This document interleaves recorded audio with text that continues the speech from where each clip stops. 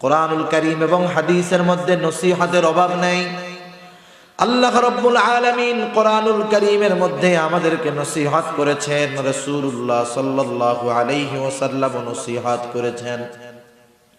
আমি আপনাদের সামনে যেই হাদিস থেকে একটু অংশ তিলাওয়াত করেছি, মূলত এই হাদিসটার মধ্যে আল্লাহর নবী আমাদের জন্য 5টি নসিহত করেছেন। কয়টি নসিহত? 5টি নসিহত করেছেন। রাসূল আকরাম সাল্লাল্লাহু আলাইহি ওয়াসাল্লাম সাহাবাদেরকে প্রতি নামাজের পরে সময় সুযোগ থাকলেই নসিহত করতেন, ওয়াজ করতেন। শুধু তাই না, আমরা তো অনেক সময় চিন্তা করি মানুষ কম, কি কথা বলবো, কি ওয়াজ করব, কি নসিহত করব।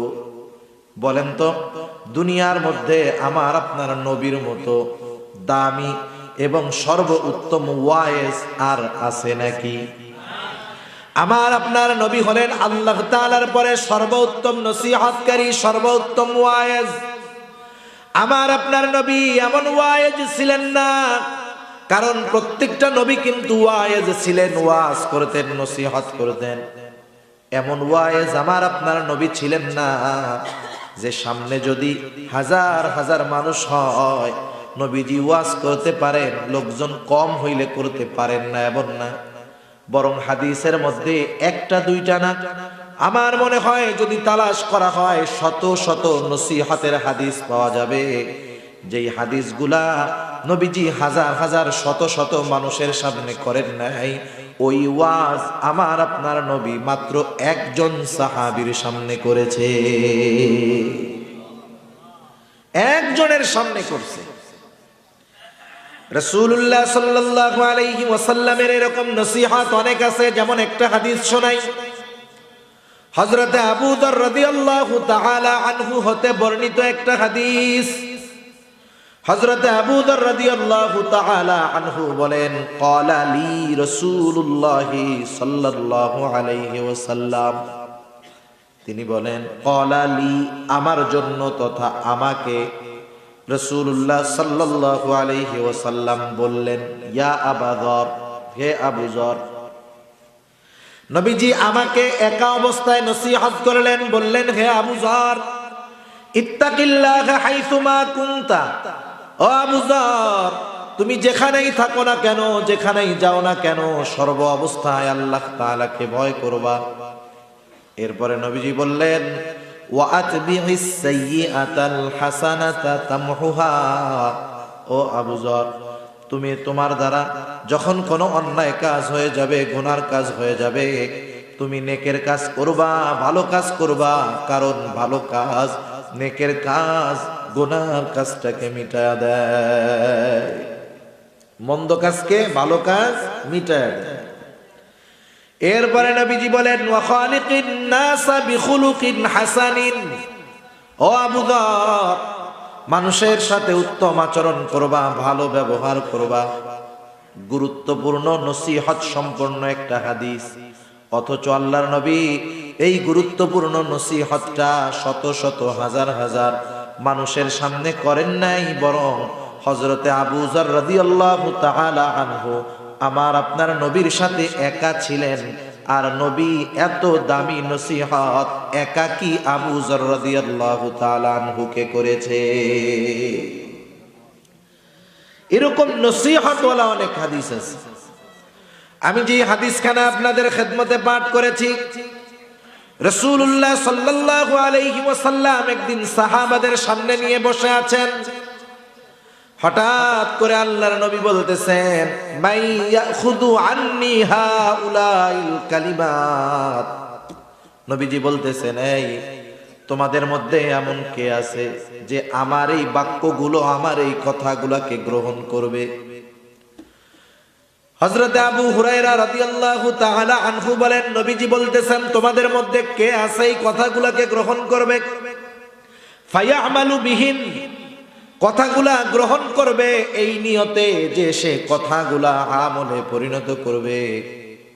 আও ইউআল্লিমু, এবং শিক্ষা দিবে। ফায়ামালু বিহিন, যদি কেউ আমল করতে চায়, মাইয়ামালু বিহিন, এমন কাউকে সেই কথাগুলা সে শিক্ষা দিবে যা সে আমল করতে চায়। তার মানে যখন আমরা কোনো নসিহত শুনবো, ওয়াজ শুনবো, 1 নাম্বার নিজে আমলের নিয়তে শুনবো, 2 নাম্বার কেউ যদি আমল করার মতো থাকে এই নসিহতের কথাগুলা আমরা তাদের কাছে পৌঁছায়া দিব। নিজে আমল করব, আমার যারা আমল করার মতো আছে তাদেরকেও আমরা কি করব, এগুলা শিক্ষা দিয়ে দিব। কে আছো তোমাদের মধ্যে এমন নিজে আমল করবা, অপরকে আমলের জন্য শিখায়া দিবা? হযরত আবু হুরায়রা রাদিয়াল্লাহু তাআলা আনহু বলেন, কুলতু আনা ইয়া রাসূলুল্লাহ। আবু হুরায়রা রাদিয়াল্লাহু তাআলা আনহু সবার আগে দাঁড়ায় বললেন, ইয়া রাসূলুল্লাহ, আমি আছি, আমি। এইবার হযরতে আবু হুরায়রা রাদিয়াল্লাহু তাআলা আনহু বলেন, ফাআখাযা বিয়াদি, নবীজি আমার হাতটাকে চেপে ধরলেন, ফাআদ্দা খামসান, হাতটা চাইপা ধরে গুনে গুনে নবীজি আমাকে 5টা নসিহত করলেন। কয়টা নসিহত? 5টা নসিহত। যখন আমরা কথা বলি কারোর সাথে, যদি সম্পর্ক ভালো হয়, কাছাকাছি চেনা জানা হয়, অপরিচিত যে আপনি যদি তার হাত হঠাৎ করে ধরেন সে কিন্তু মাইন্ড করবে, ঠিক না? কিন্তু আপনি যখন কাছের কারো বা আপনার পরিচিত বন্ধু বান্ধবের হাত ধরবেন সে খুশি হবে। মানুষ হাত ধরে কথা বলে কখন? যখন গুরুত্বপূর্ণ কোনো কথা বলে, ঠিক না?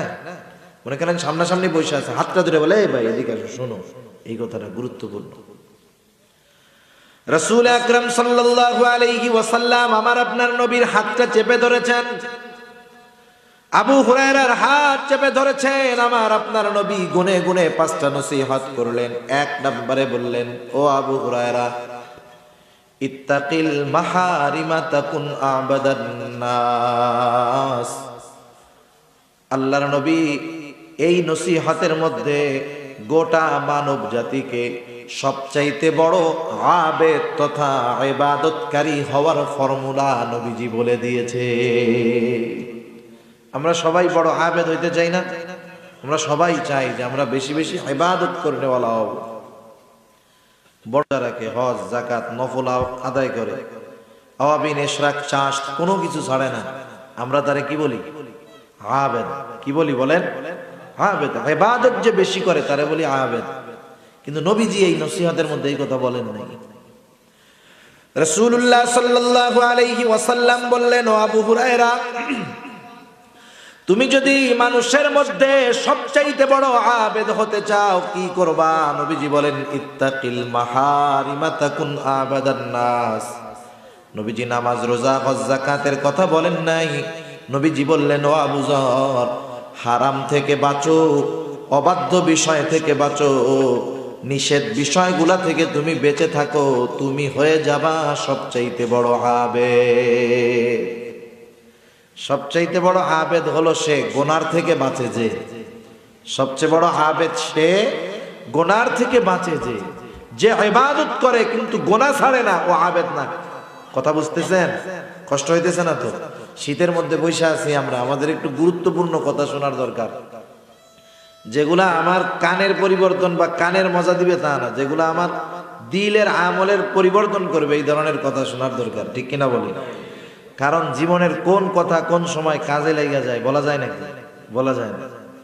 আপনি 1 ঘন্টা শুনবেন, আপনার একটা কথা জীবনের পরিবর্তনের কারণ হতে পারে। আব্দুল্লাহ ইবনে মুবারক রাহমাতুল্লাহি আলাইহি, মুহাদ্দিস, ইমাম বুখারীর উস্তাদের উস্তাদ আব্দুল্লাহ ইবনে মুবারক রাহমাতুল্লাহি আলাইহি, হাদিসের অনেক সনদ তার নাম পাঠ করা লাগে। হাদিসের কিতাবের পৃষ্ঠায় পৃষ্ঠায় তার নাম আছে। এত বড় একজন মুহাদ্দিস, তার জীবনের একটা ঘটনা আছে। আব্দুল্লাহ ইবনে মুবারক রাহমাতুল্লাহি আলাইহি যৌবনের প্রারম্ভে উনি একটা মেয়ের প্রেমে পড়ে গেছে। একটা মেয়ের প্রেমে পড়ছে, দেখছে আর ভালো লেগে গেছে। এখন তো সিস্টেম, একটা মেয়ের পছন্দ হইলে আমাদের যুবক ভাইরা আগে ফেসবুক আইডি খুঁজে, এর নাম কি আগে খুঁজে, ঠিক না?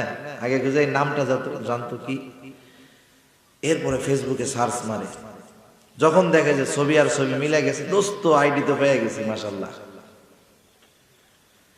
আব্দুল্লাহ ইবনে মুবারকের যুবক মানুষ দেখে পছন্দ হয়ে গেছে। উনি প্রথম জামানায় এরকম ব্যক্তি ছিলেন না, 2-1 দিন কথা হয়েছে, আর তখন তো মোবাইল নাই, যখন তখন কথা বলার, দেখার বা খোঁজ খবর নেওয়ার কোনো সুযোগও নাই।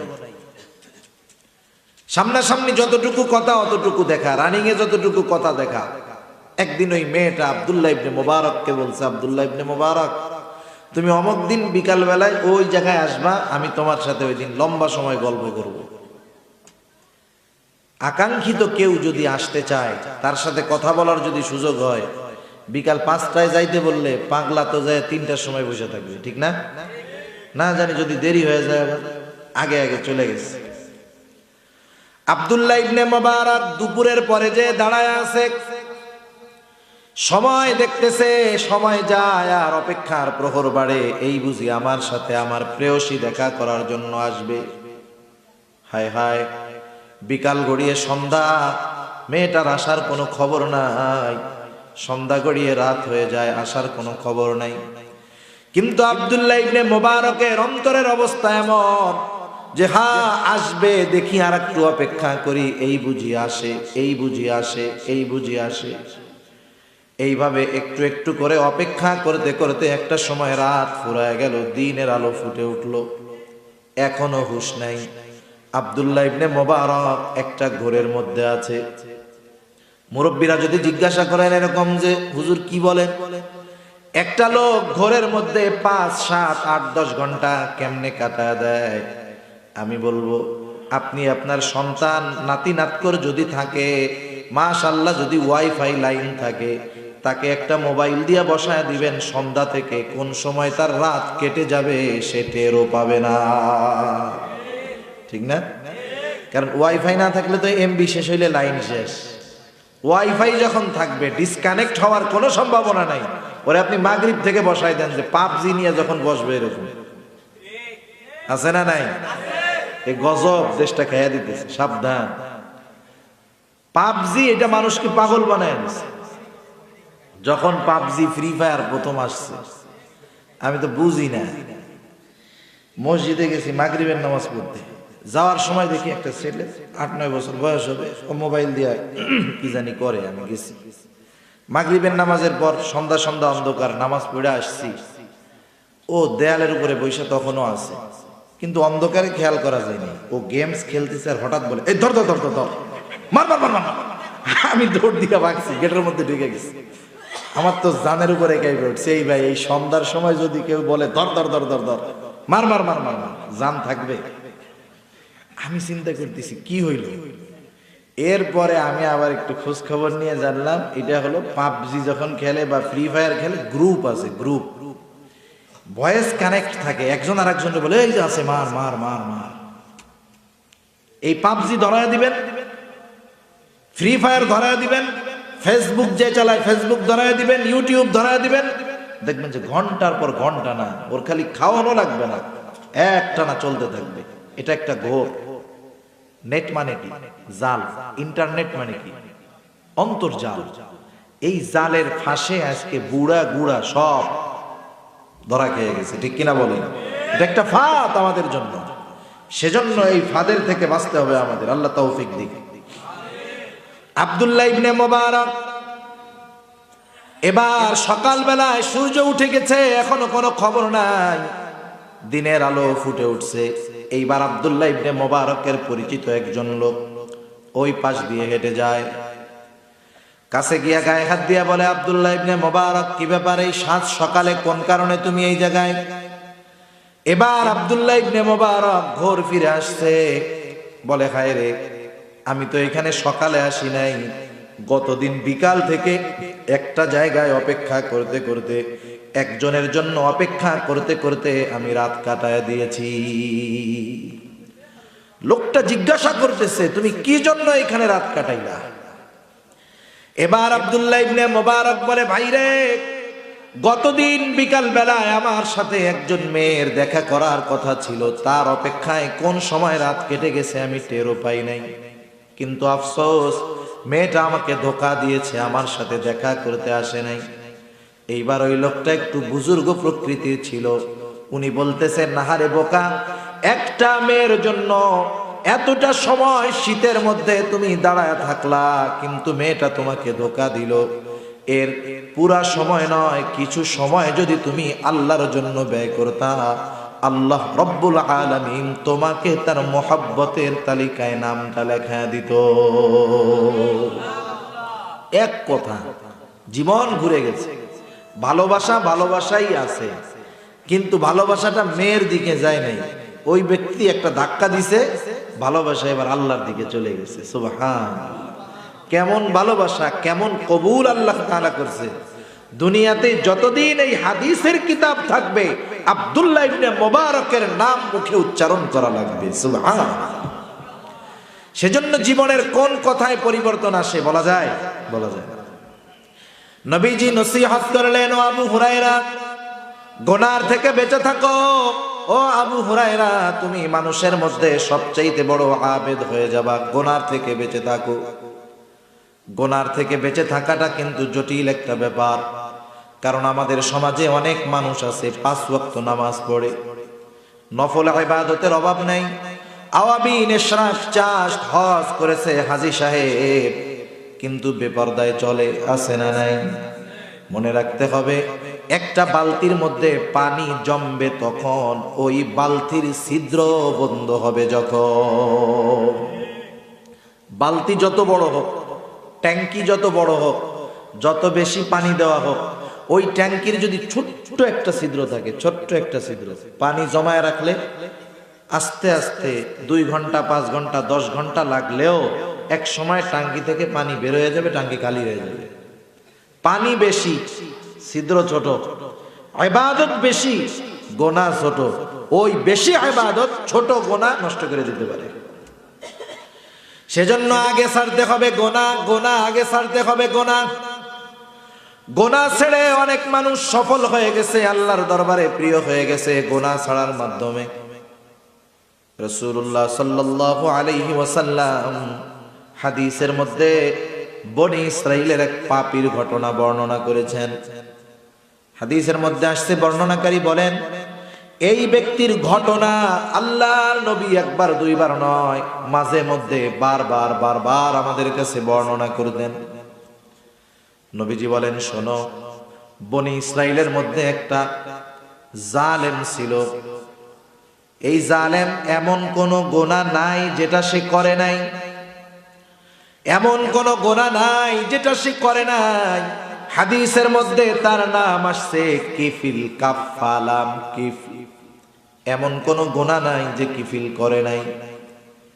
একদিন এই কিফিল, তার কাছে একজন দরিদ্র অভাবী মহিলা আসছে কিছু পয়সা সাহায্যের জন্য, কিছু টাকা ধার নেওয়ার জন্য।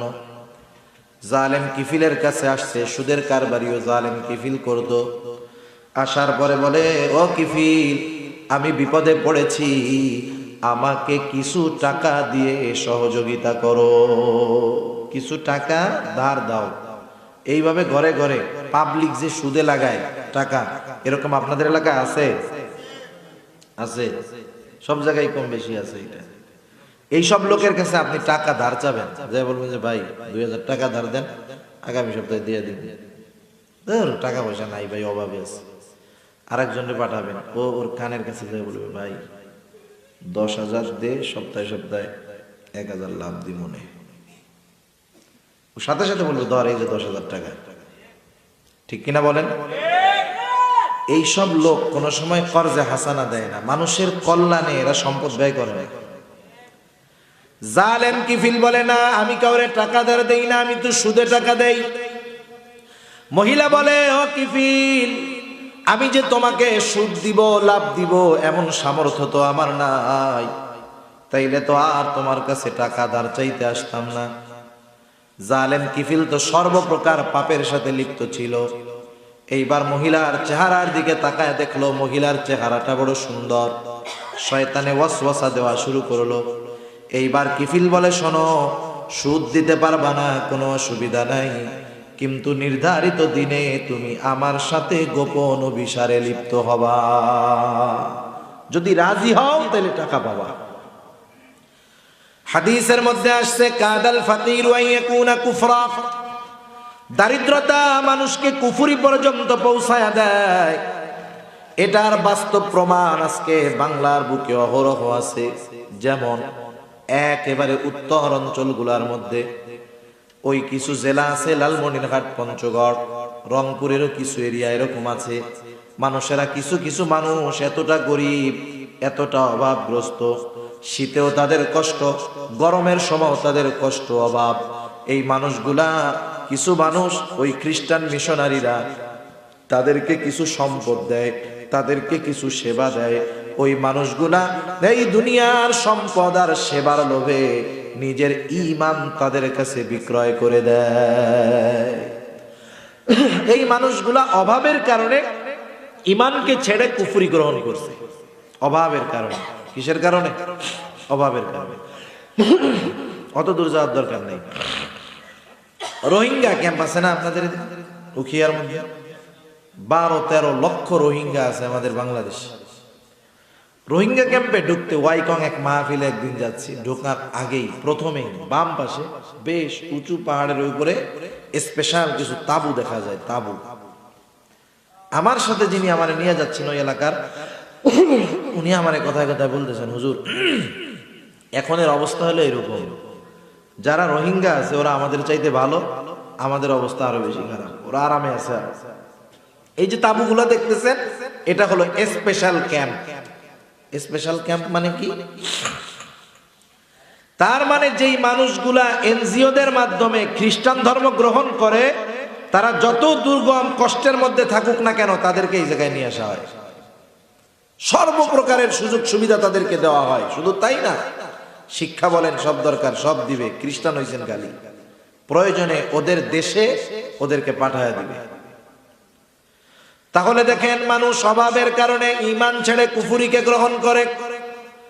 আমার আপনার আশেপাশে অনেক মানুষ আছে অপরাধের সাথে জড়ায় গেছে, গুনার সাথে জড়ায় গেছে। কেউ চুরি করে, কেউ খারাপ পেশার সাথে জড়ায় গেছে। মনে রাখতে হবে, ইচ্ছা করে কেউ পাপের দিকে জড়ায় না, অপরাধের দিকে জড়ায় না। অনেক মানুষ কিন্তু অভাবের তাড়নায়ও গুনার পথ বেছে নেয়। খোঁজ নিয়ে দেখবেন, অনেক চোর আছে, সে চুরি করতে চায় না, কিন্তু তার অভাব, তার পরিস্থিতি তাকে চুরি ছাড়তে দেয় না। অনেক মহিলারা আছে খারাপ পথে চলে গেছে, তারা ফিরে আসতে চায়, কিন্তু তারা অভাবের কারণে ফিরে আসতে পারে না। আমাদের আশেপাশে এরকম অনেক মানুষ আছে না নাই? কিন্তু আমরা কি করি? আমাদের দায়িত্ব কি ছিল? আমরা কি পারি জানেন? আমরা পারি যে আমার পাশের বাড়ির লোক যদি গুনাহ করে, অপরাধ করে, চুরি করে, আমরা 10 জন এক জায়গা বসে তার সমালোচনা করতে পারি। বলি কি, অমুকের ছেলে চোর, এটা একটা খারাপ মানুষ। কিন্তু আমার কি দায়িত্ব ছিল বলেন তো? আমরা তো সামর্থ্যবান, আমাদের কি দায়িত্ব ছিল? হাদিসে কুদসির ভিতরে আল্লাহ কি বলেন? আল্লাহ রাব্বুল আলামিন কিয়ামতের দিন কিছু মানুষকে জিজ্ঞাসা করবে, আমার গোলাম, দুনিয়াতে আমি অভুক্ত ছিলাম, তুমি আমাকে খাবার দাও নাই। আমি বস্ত্রহীন ছিলাম, আমাকে তুমি বস্ত্র দাও নাই। আমি অসুস্থ ছিলাম, আমার সেবা শুশ্রূষা করো নাই। আমি পিপাসিত ছিলাম, আমাকে তোমরা পানি পান করাও নাই।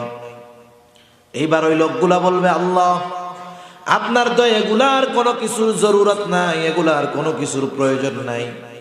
যদি প্রয়োজন থাকতো, কাছে যদি পাইতাম, তাও তো দিতাম। আল্লাহ তাআলা তখন বলবে, ও আমার গোলাম, দুনিয়ায় তোমার প্রতিবেশী অভুক্ত ছিল, খাবার দাও নাই, অভাবে ছিল, কাপড় দাও নাই, চিকিৎসা করাও নাই, অথচ তুমি সামর্থ্যবান ছিলা। তুমি যদি তাদেরকে খাবার দিতা, পানি দিতা, তাদের সেবা শুশ্রূষা করতা, এগুলা সব আমি আল্লাহ পেয়ে যাইতাম। আমি সচ্ছল মানুষ, আমার কোনো প্রতিবেশী অসচ্ছলতার কারণে যদি গুনার সাথে জড়িয়ে যায়, গুনার কারণে কিয়ামতে আল্লাহর আদালতে দাঁড়াইতে হবে না? আরে মিয়া, পাপীর 10 দিন, মালিকের 1 দিন। এই যে মেজর সিনারে মেরে ফেলছে, তাই না? নির্মম ভাবে হত্যা করা হয়েছে। যারা পাপ করছে, পাপের শের পুড়ে গেছে। পাপের শের কি হয়ে গেছে?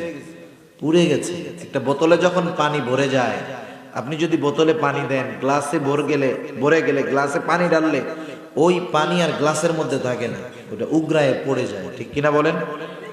ওদের পাপের শের পুড়ে গেছে। নিরীহ মানুষের উপরে জুলুম করতে করতে এমন পর্যায়ে গেছে, আল্লাহর সহ্য করেনি। আজকে এক ঐতিহাসিক রায় হয়েছে, ঠিক কিনা বলেন? এখনো কার্যকর হয় নাই। আমরা দোয়া করি এটা যেন কার্যকর হয়, এবার বাংলাদেশের জন্য একটা নিদর্শন হয়ে থাকে, ঠিক কিনা বলেন? ওই দিন কিয়ামতের ময়দানে এই অপরাধী আল্লাহর কাঠগড়ায় দাঁড়াবে। আমি আপনি যদি মনে করি ও তো অপরাধ করছে, ও দাঁড়াবে, তাতে আমার কি? না না না, আমাকে আল্লাহ তাআলা সামর্থ্য দিয়েছিল, কিন্তু আমার সামর্থ্য দ্বারা আমি তাকে অন্যায় থেকে ফিরাই নাই, সাহায্য করি নাই।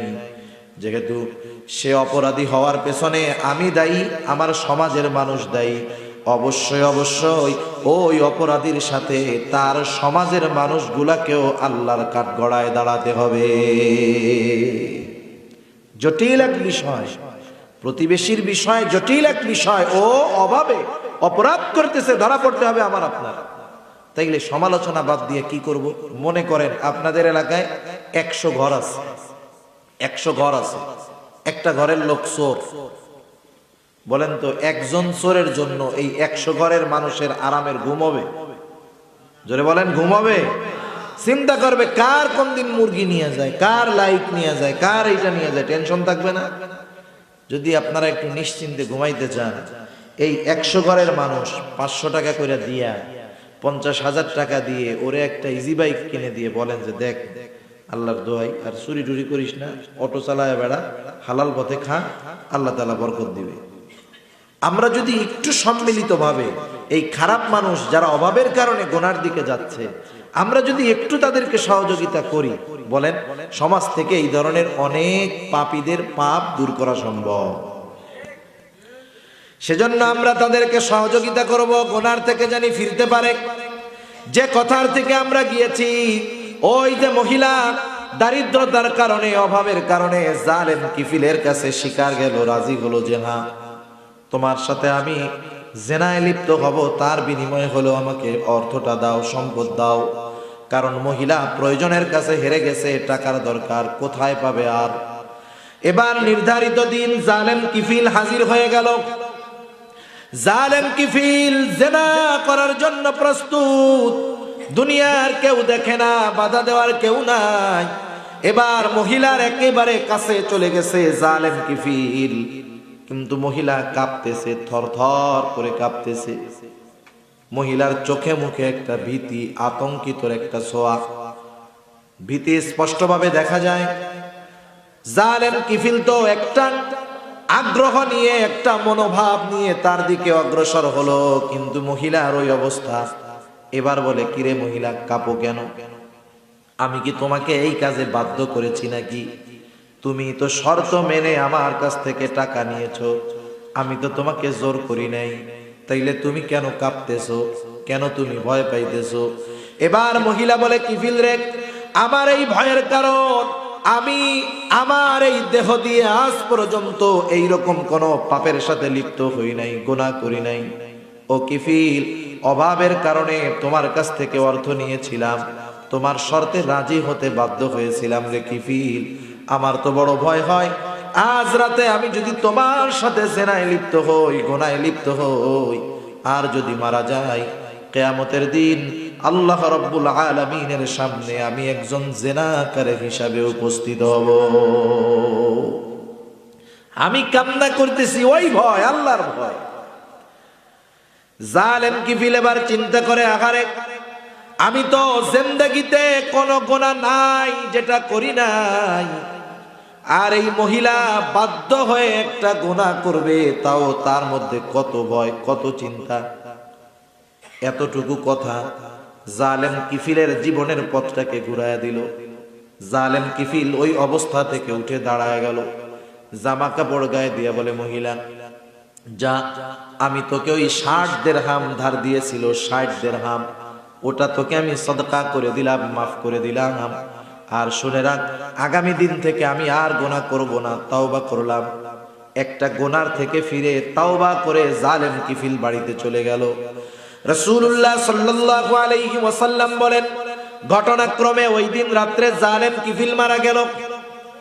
এলাকায় যদি কোনো জালেম মারা যায়, সবাই ইন্না লিল্লাহ বলে না, কিছু মাজলুম আছে ওই জালেমের মৃত্যুতে আলহামদুলিল্লাহ পাঠ করে,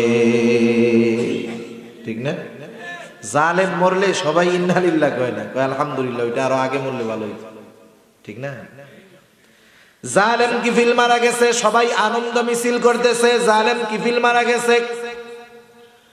আল্লাহ রাব্বুল আলামিন জালেম কিফিল ছিল, কিন্তু এখন তো জালেম নাই, কারণ সে তওবা করছে, গুনার থেকে ফিরে আসছে, আল্লাহর মহব্বতের গোলাম হয়ে গেছে।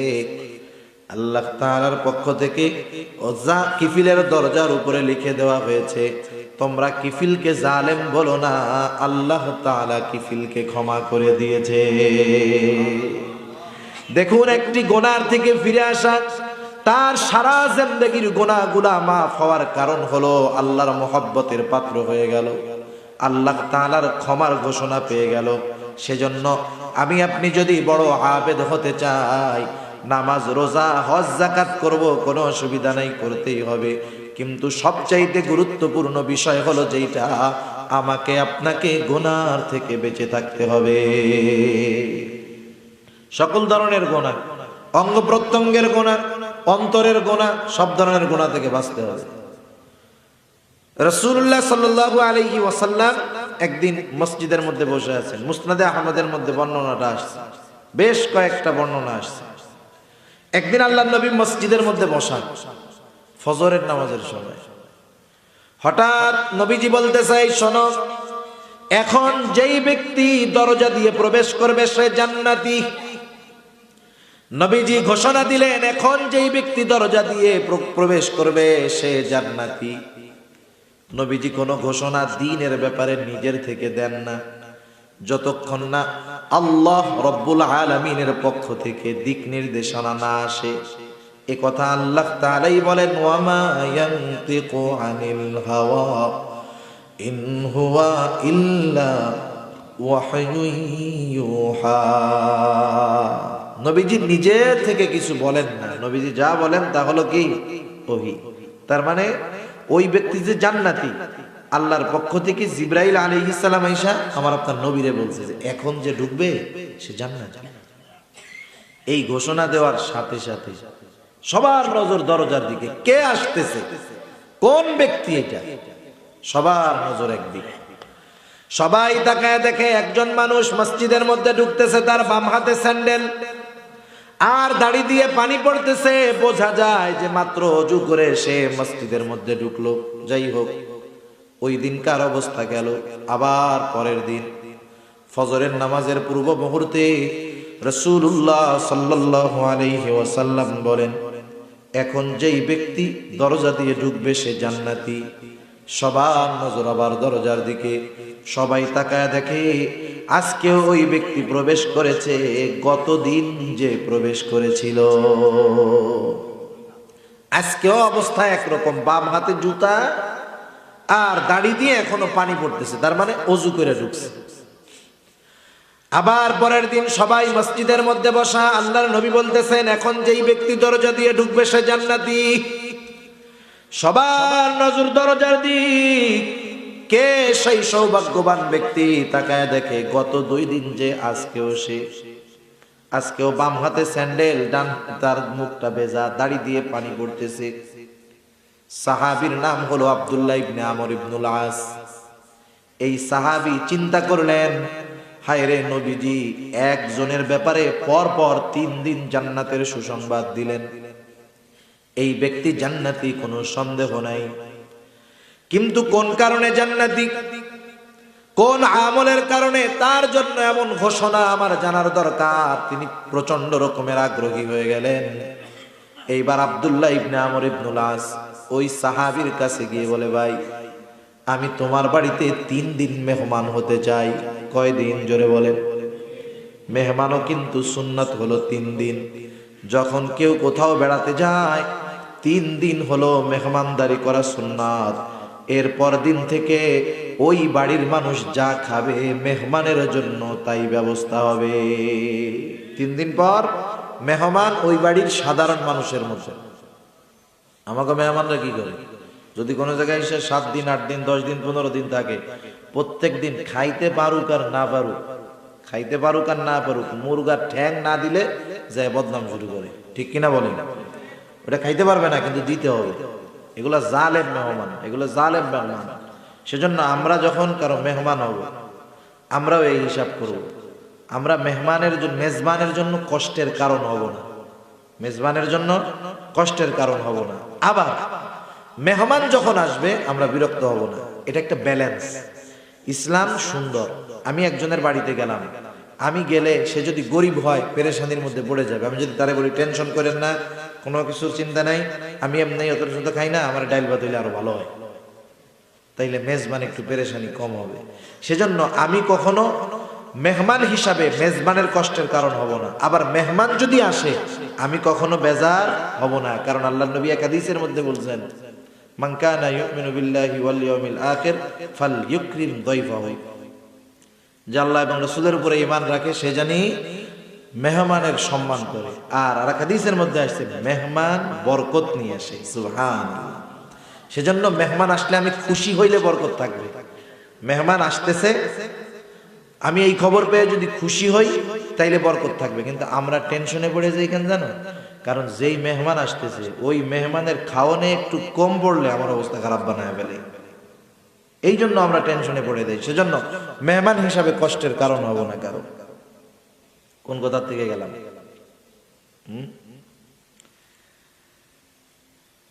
ওই ব্যক্তি 3 দিন মেহমান হইতে চাইছে। কয়দিন? 3 দিন।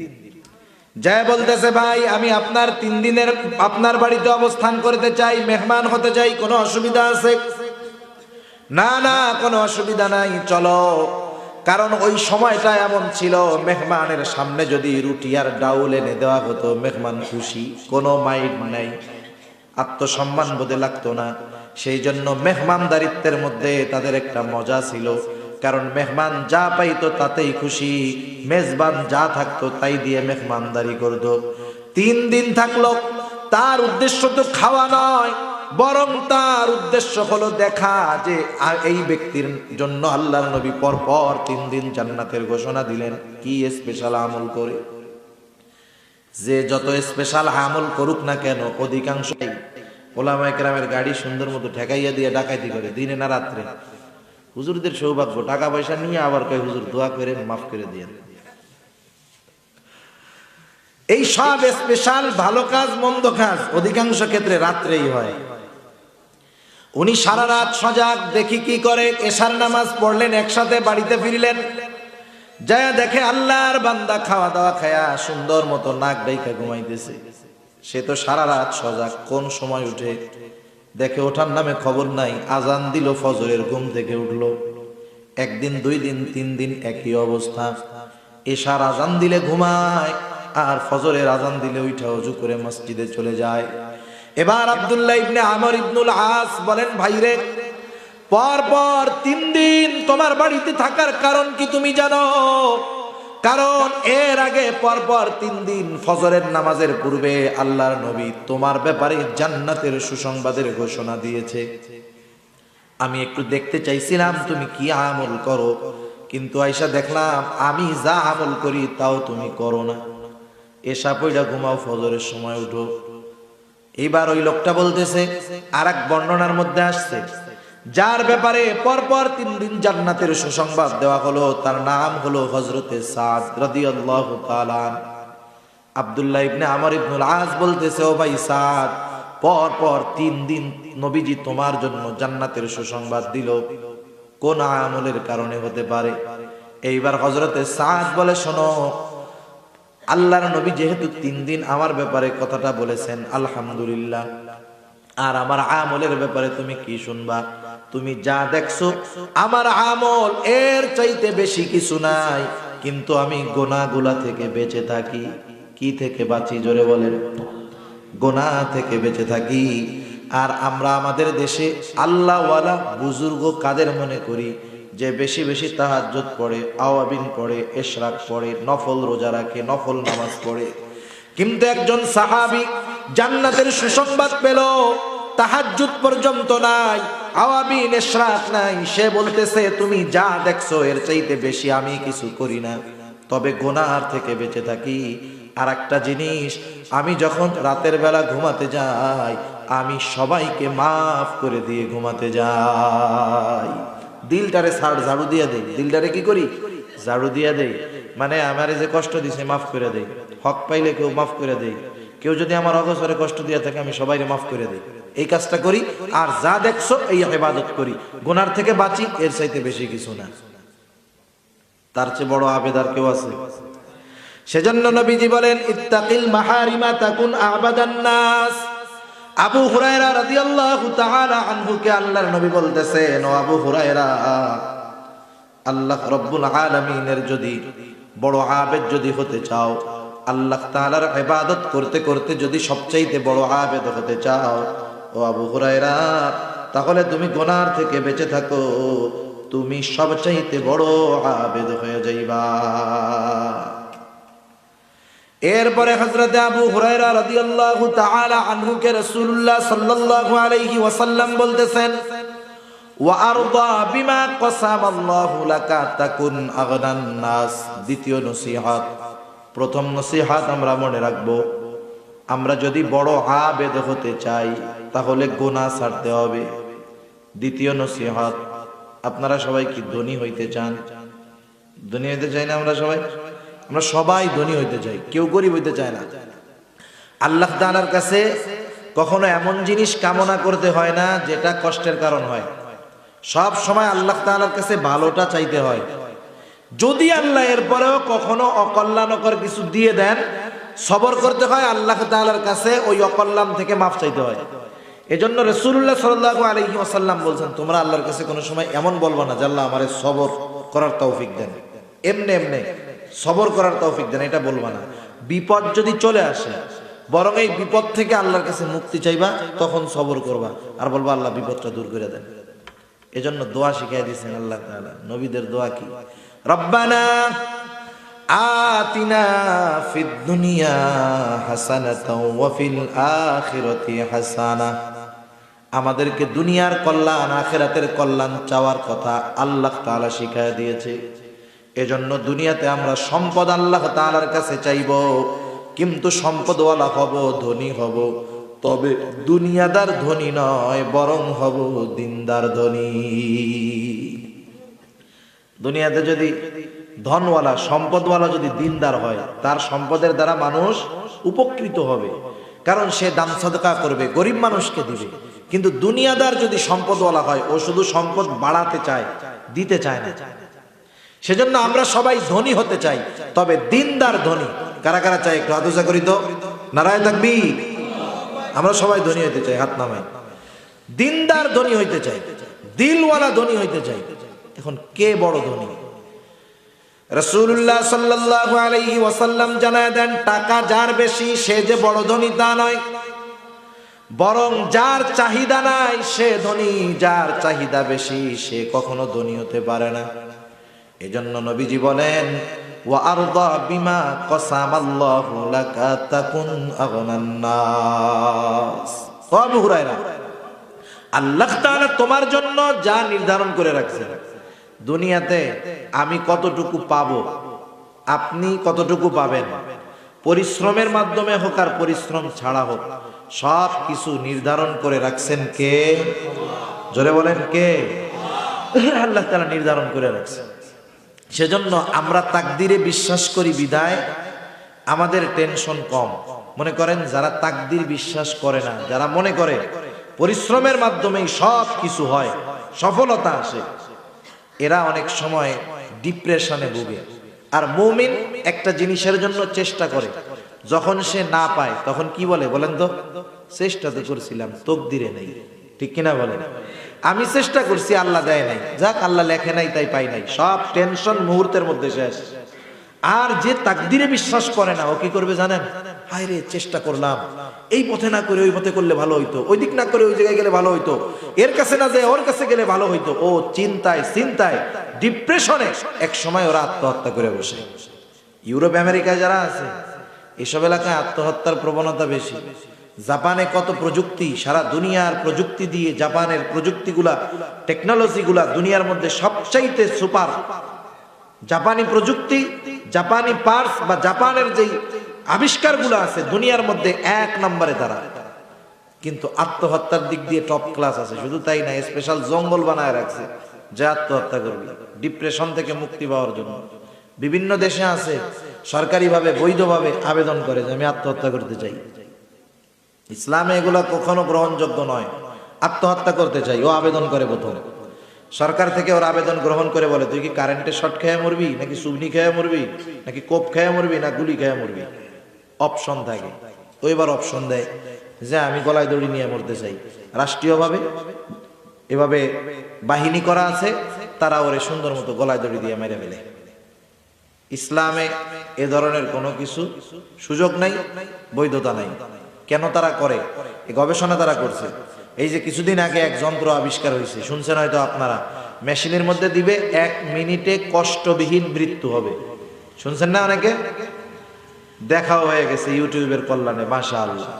এখন দেখেন, আমার প্রশ্ন হইল এইটার মধ্যে কে মরলো, আর মরার পরে কে বলল যে আমি এই মেশিনে মরছি, আমার একটুও কষ্ট হয় নাই? এরকম খবরটা দিল কে?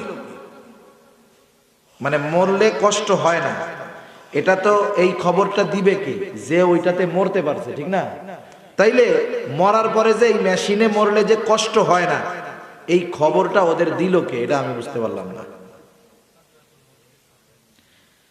সাকরাতুল মাউত হবেই, মৃত্যুর যন্ত্রণা হবেই, কোনো সন্দেহ নাই। সেজন্য এই ডিপ্রেশনের কারণে মানুষ জানি সহজে মরতে পারে, নিজেরে মারতে পারে, এগুলো ইউরোপ আমেরিকা আবিষ্কার করতেছে। কেন? কারণ এরা তাকদীরে বিশ্বাস করে না, এরা ডিপ্রেশনে ভুগে, টেনশনে ভুগে, যার কারণে এরা নিজেরা আত্মহত্যা করে বেশি। কিন্তু মুসলমানদের জন্য কত সুন্দর, চেষ্টা করছে পায় নাই, সর্বশেষ বলে আল্লাহ আমি চেষ্টা করেছি, তুমি দাও নাই, তাকদীরে নাই, তাই পায় নাই। এজন্য আমরা যখন যতটুকু পাই ততটুকুতেই সন্তুষ্ট থাকব। কারণ কি? যতটুকু পেয়েছি অতটুকু আমার জন্য নির্ধারণ করেছে কে? সেজন্য নবীজি বলেন ওয়ারদা বিমা কসামাল্লাহু লাক, আল্লাহ তাআলা তোমার জন্য যতটুকু নির্ধারণ করেছে তুমি তার উপরে সন্তুষ্ট থাকো। মনে করেন একজন লোকের একতলা বাড়ি আছে, সুন্দর বাড়ি, ভেতরে দামি টাইলস করা, একতলা বাড়ি। এখন ওর প্রতিবেশী পাশেই বিশাল বড় 20 তলা একটা বিল্ডিং করে ফেললো। বলেন তো, এই একতলা বাড়িটা যত সুন্দর হোক না কেন, এই একতলা বিল্ডিং এর মধ্যে যত দামি ডেকোরেশন থাকুক না কেন, ও যদি ওই একতলা বাড়ির ছাদের উপরে গিয়া 20 তলার দিকে তাকায়, কি মনে হবে বলেন তো? 20 তলার সামনে ওনার একতলা পাবলিক টয়লেটের মতো মনে হবে, ঠিক না? ও চিন্তা করবে কি হইল রে, 20 তলা আমার একতলা।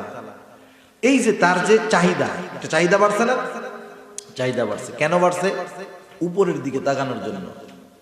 কিন্তু এই একতলায় যে লোকটা থাকে, সে যদি একটু নিচে তাকায়, যে আমি তো শীতের দিন চতুর্দিকে দেয়াল, উপরে ছাদ, থাই গ্লাস গুলা যখন লাগায় দেই, ঘরের মধ্যে কোনো গরম লাগে না, কত আরাম।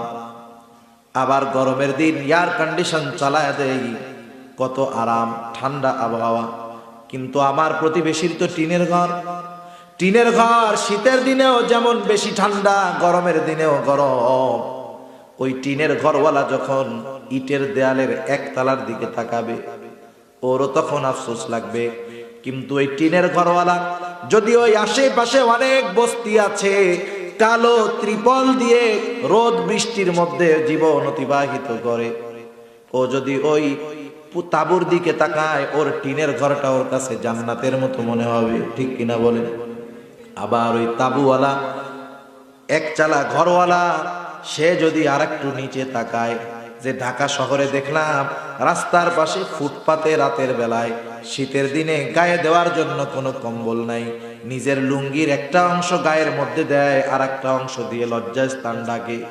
এই শীতের মধ্যে একজন দুইজন না, হাজার হাজার মানুষ কষ্ট করতেছে। আমি আপনি যদি ওর দিকে তাকাই, ওই টিনওয়ালা, টিনের বাড়িওয়ালা, একতলা বিল্ডিং ওয়ালার কাছে তার ঘরটা দুনিয়ার একটা জান্নাত মনে হবে। তখন কি মনে হবে? যে আল্লাহ আমারে অনেক কিছুই দিছে। এটাই অন্তরের ধ্বনি। এজন্য নবী বলেন আল গিনা গিনান নাফস, আল গিনা গিনান নাফস, অন্তরের ধ্বনি হলো প্রকৃত ধ্বনি। টাকা পয়সা আছে কিন্তু চাহিদার শেষ নাই, সে কখনো ধনী হতে পারে না। কিছুই নাই কিন্তু চাহিদা নাই, নবীজি বলেন সে হলো আসল ধনী। সুবহানাল্লাহ।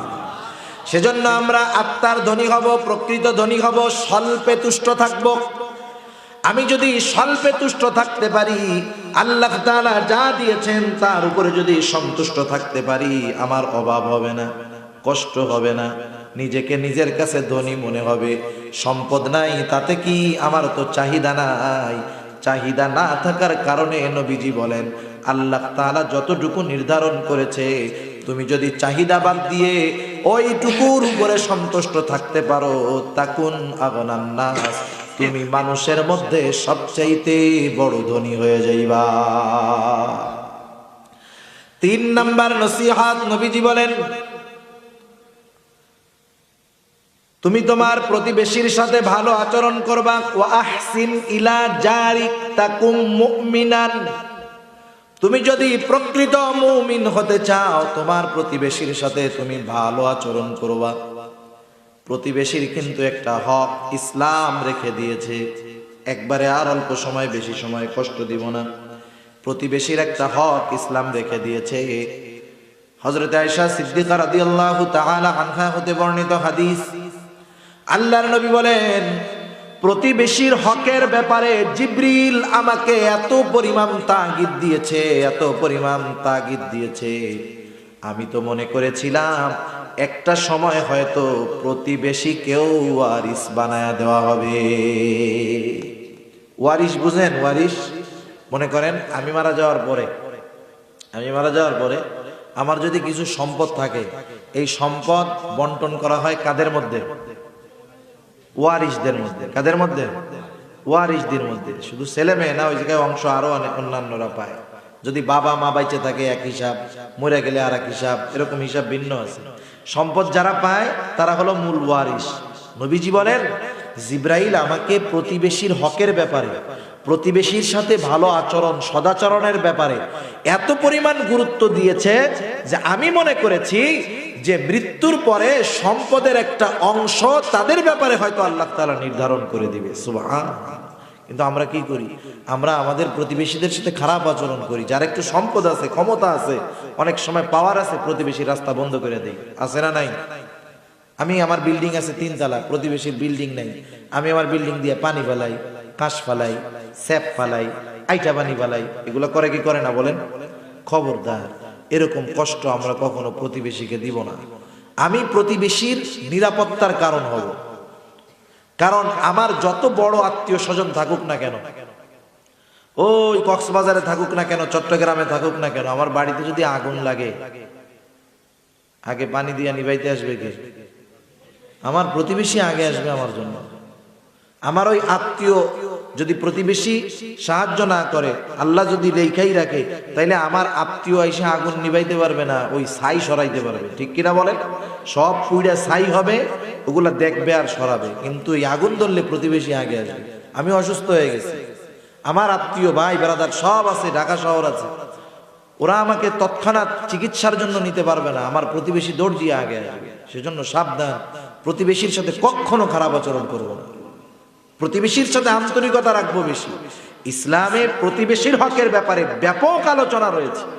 অথচ আফসোস, আজকে আমাদের প্রতিবেশী যদি আমাদের চাইতে একটু নরমাল হয় অর্থনীতির দিক দিয়ে, আমরা তাদের সাথে খারাপ আচরণ করি। আল্লাহর রাস্তায় এমনটা করব না। শুধু তাই না, নবীজি বলেন সে কখনো মুমিন হইতে পারে না যে পেট ভরে খায় আর তার প্রতিবেশী অভুক্ত থাকে। ইসলাম কত সুন্দর, চিন্তা করছেন? আমি পেট পুরে খাবো, আমার প্রতিবেশী অভুক্ত থাকবে। নবীজি বলেন এরকম যে করে সে মুমিন হতে পারে না। আল্লাহ রাসূল আর হাদিসের মধ্যে বলেন তোমরা তরকারির মধ্যে একটু ঝোল বাড়ায়া দিবা, ঝোল বাড়ায়া দিবা, প্রতিবেশীর কাছে এগুলো পাঠাবা। এটা আন্তরিকতা। আগের মহিলাদের মধ্যে, মুরব্বীদের মধ্যে ছিল, আমরা দেখছি। একটা বাড়িতে একদিন গোশত রান্না হয়েছে, ওই বাড়িতে দিছে এক বাটিতে ঝোল দিয়া 1 পিস গোশত দিয়া হইলেও পাঠাইছে। আন্তরিকতা, মহব্বত, ভালোবাসা। যদি কেউ পাঠায়, একজন গরিব মানুষ পাঠাইছে আমার বাড়িতে, আমি ধনী মানুষ, প্রতিদিন গোশত মুরগির রান দিয়ে খাইতে পারি, অসুবিধা নেই, কিন্তু গরিব মানুষ ও তো বছরে একদিন গোশত পায় না, একদিন এক জায়গায় পাইছে, খুশি মনে রান্না করে আমার বাড়িতে 2 পিস পাঠাইছে। আমি তো ধনী, আমি কি করি জানেন? ও এই নিয়ে আসছো, এতে কি হইলো জানেন? ও তো বড় আশা করে আসছে, ঠিক না? ও বড় আশা করে আসছে। আর আমি যখন একটু আমার মুখ বা আমার বাচন ভঙ্গিটা এমন হইল, দিলটা ভাঙা খান খান হয়ে যাবে। ও যাই দিক, পচা দিক, বাসি দিক, আপনি হাসি মুখে আগে বরণ করবেন, নিবেন। আচ্ছা আলহামদুলিল্লাহ, খুশি হইলাম, আচ্ছা ঠিক আছে, রাখলাম। ও খুশি হয়ে যাবে। আপনি ঘরে আনছেন, পচা বাসি খাইতে মন চায় না, আর একজনকে দিয়ে দেন। না খাইলে আপনার বাড়ির বিড়াল রেখাওয়ান, কুকুর রেখাওয়ান, কোনো অসুবিধা নেই। কিন্তু তার থেকে যখন গ্রহণ করবেন, সাদরে হাসি মুখে গ্রহণ করবেন। সে যা দেয় দিক। আর নিজেও যদি অ্যাবিলিটি থাকে, ভালো মন্দ রান্না করেন, পোলাপান রেখাওয়ান, আপনি যখন রান্না করেন, তার আপনার ঘরের রান্নার ঘ্রাণটা তো তার নাকে যায়। আছে না এরকম অনেক গরিব প্রতিবেশী, মশলার ঘ্রাণটা যায়, ওর মন চায় খাইতে, কিন্তু পারে না। সেজন্য গরিব প্রতিবেশী থাকলে এক দুইটা টুকরা এরকম দিবেন, এক বাটি তরকারি দিবেন, আল্লাহ তাআলা বরকত দিয়ে দিবে, ঠিক কিনা বলেন? আর আচরণের ক্ষেত্রে প্রতিবেশীর সাথে সর্বদা ভালো আচরণ করতে হবে। নবীজি বলেন, তাহলে কি হবে? তাকুম মুমিনান।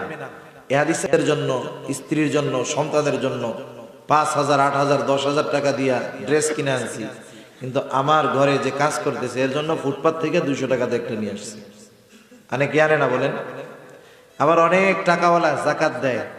কি জাকাত দিবে? জাকাতের শাড়ি আর লুঙ্গি দেয়, কি দেয় না? ওই যে লোক জাকাত দিচ্ছে, জাকাতের শাড়ি আর লুঙ্গি, ওই শাড়ি লুঙ্গি আইনা যদি ওই লোকরে বলা হয়, আপনি তো আজীবন মানুষরে এই শাড়ি আর লুঙ্গি দিলেন, এই শাড়িটা আপনার বউরে পরাবেন আর লুঙ্গিটা আপনি নিজে বইলেন, পরবে জীবনে? বলেন তো, জোরে বলেন, জীবনে পরবে? সে ওইটা পছন্দ করে না, কিন্তু আরেকজনরে ওইটা দেয়। আল্লাহর নবী বলেন, তুমি নিজের জন্য যেটা পছন্দ করবা, মানুষের জন্য সেটা পছন্দ করো, তাইলে তুমি প্রকৃত মুসলিম হতে পারবা। তার মানে প্রকৃত মুসলমান সে মানুষের জন্য ওটাই পছন্দ করে যেটা সে নিজের জন্য পছন্দ করে। কথা বুঝে আসছে? সেজন্য আমি অপর মুমিন ভাইয়ের জন্য সেটা পছন্দ করব যেটা নিজের জন্য পছন্দ করি।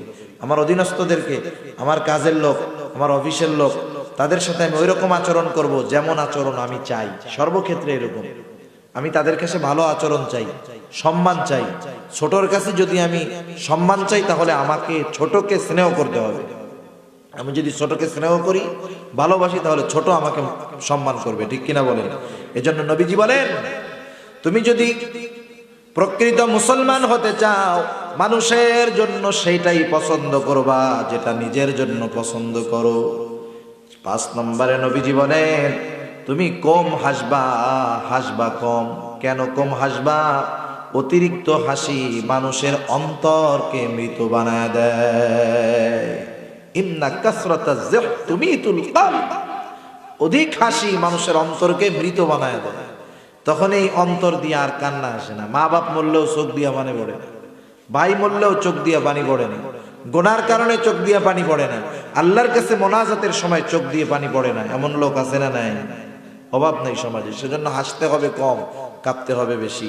আল্লাহ তাআলা বলেন, ফালইয়াদহাকু কলিলাও ওয়ালিয়াবকু কাসীরা।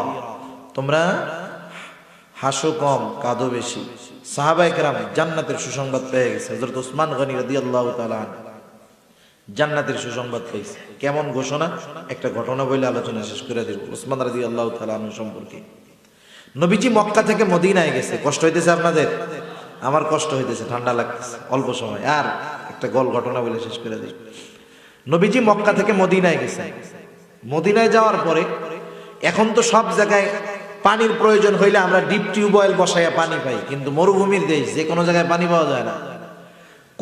কুয়া খনন করা হয়।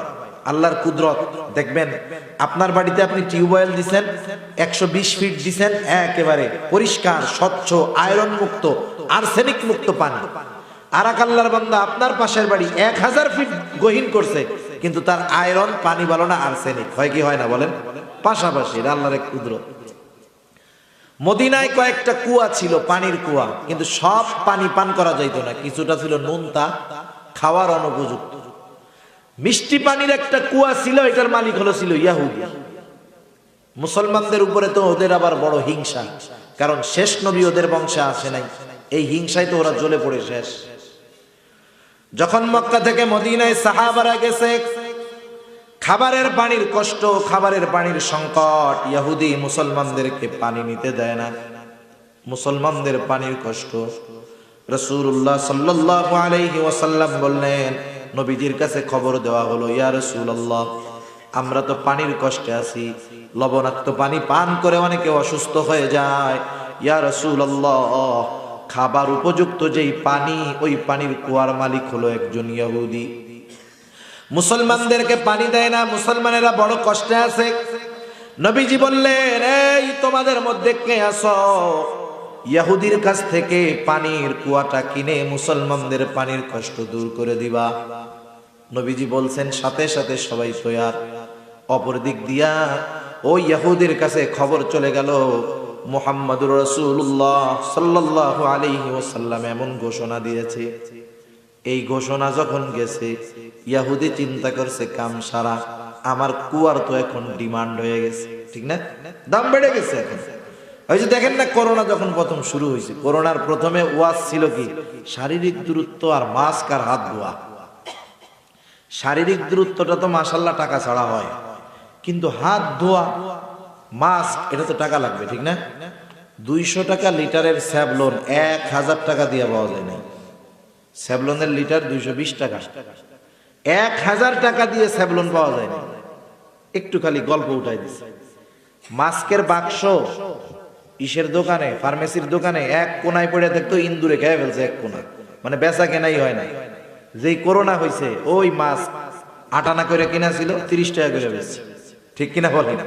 চাহিদা বাড়ছে, মার্কেটিং হয়েছে, এখন ওটার দাম বেড়ে গেছে।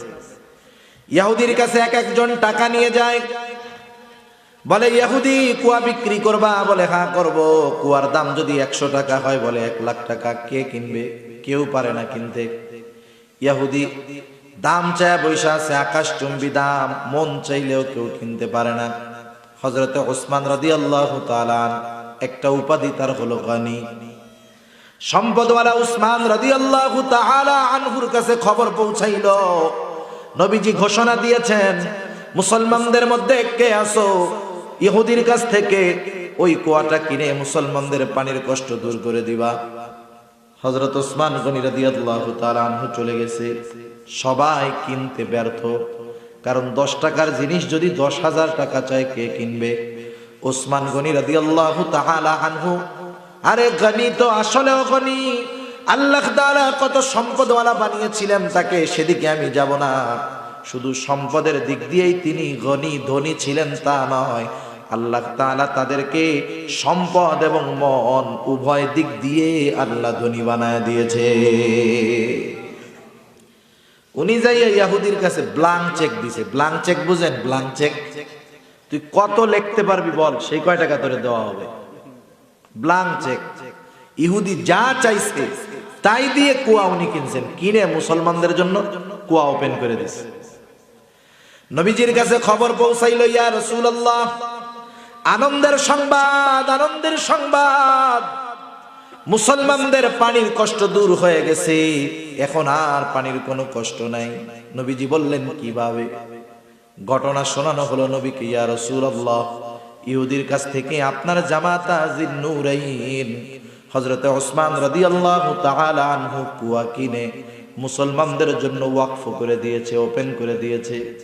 নবীজি কি বলছেন জানেন? উপস্থিত সব সাহাবারা তখন ওখানে উপস্থিত। নবীজি বলতেছে, তোমরা শোনো, ওসমান তো টাকা দিয়ে ইহুদির কাছ থেকে কুয়া কিনে নাই, ওসমান কুয়া কিনার মাধ্যমে আল্লাহ তাআলার কাছ থেকে জান্নাত কিনে নিয়েছে। এই ওসমান গনি রাদিয়াল্লাহু তাআলা কাঁদতে কাঁদতে জীবনটা শেষ। কবর দেখলে কাঁদতেন।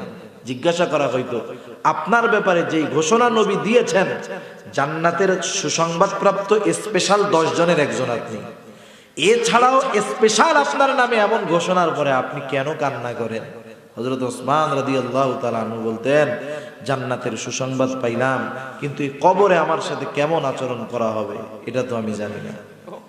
এই মানুষগুলার পরিস্থিতি এই, অথচ আর আমরা বর্তমান দুনিয়া খেল তামাশা, হাসি ফুর্তি, আড্ডা, গুনার দিকে এমন ভাবে দৌড়াইতেছি। আল্লাহ তাআলা বলেন, ওয়াসারিহু ইলা মাগফিরাতিম মির রাব্বিকুম ওয়া জান্নাতিন আরদুহাস সামাওয়াতি ওয়াল আরদ। আল্লাহ তাআলা বলে, আমার গোলামেরা, আমার দিকে ছুইটা আয়, সেদিকে ছোট, ক্ষমার দিকে ছুইটা আয়, আমার দয়ার দিকে ছুটে আয়। ওই জান্নাতের দিকে ছুটে আয় যে জান্নাতের পরিধি কমপক্ষে আসমান জমিনের চেয়ে সমান। অথচ দেখেন আমরা গোনার দিকে ছুটতেছি। আল্লাহ ক্ষমার দিকে ছুটতে বলে, আমরা গোনার দিকে ছুটতেছি। সুতরাং আমরা অতিরিক্ত হাসাহাসির মধ্যে যাব না, এটা কল্পকে নরম শক্ত বানায় দেয়। তখন কান্না আসে না, অনুতপ্ত হওয়ার অভ্যাসটা চলে যায়, দিলটা কঠোর হয়ে যায়। সেজন্য হাসবো, হাসা মানা না, আবার হাসতে হবে। আল্লাহ রসুল যেভাবে হাসছেন, আল্লাহ রসুল কিভাবে তাবাসসুম, মুচকি হাসি দিতে হবে, মুস্কি হাসি হবে, অট্ট হাসি হবে না। এটাও আল্লাহ রসুলের সুন্নাত। হাসি দিব, মুস্কি হাসি। এই 5টা নসিহত। কয়টা নসিহত? 1 নাম্বার, সবচাইতে বড় আবেদ যদি হতে চাই গুনাহ ছাড়তে হবে। 2 নাম্বার, সবচাইতে বড় ধনী যদি হতে চাই তাহলে কি করতে হবে? যতটুকু আল্লাহ দিয়েছে ওর উপরে সন্তুষ্ট থাকতে হবে। আমি যদি প্রকৃত মুমিন হতে চাই প্রতিবেশীর সাথে ভালো আচরণ করতে হবে। প্রকৃত মুসলিম যদি হতে চাই তাহলে নিজের জন্য যেটা পছন্দ করি অপর মুমিন ভাইয়ের জন্য সেটা পছন্দ করতে হবে। আর আমার হৃদয়টাকে, অন্তরটাকে যদি তাজা রাখতে চাই তাইলে আমাদেরকে কম হাসতে হবে। আল্লাহ সুবহানাহু ওয়া তাআলা আমাদেরকে আল্লাহর নবীর এই নসিহতগুলোর উপরে আমল করবার তৌফিক দান করুক। সবাই বলি আমিন। ওয়া আখিরু দাওয়ানা আনিল হামদুলিল্লাহি রাব্বিল আলামিন। আসসালামু আলাইকুম ওয়া রাহমাতুল্লাহি ওয়া বারাকাতুহু।